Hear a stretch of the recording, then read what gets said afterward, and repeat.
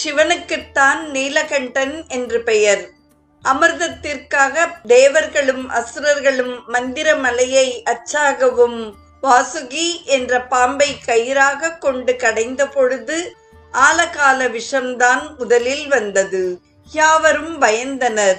சிவன் அதை ஏந்தி குடித்தார். வயிற்றில் உள்ள ஜீவராசிகள் அழிந்துவிடுமே என்று நஞ்சை நெஞ்சை விட்டு இறங்காமல் இருக்க கழுத்தை பிடித்தாள் உமை. கழுத்து நீளமானது. ஆகவே அவர் நீலகண்டன். சுஷீந்திரத்தில் கொலுவீற்றிருக்கும் கணபதி சிவனை இஷ்ட தெய்வமாக வணங்கினாராம்.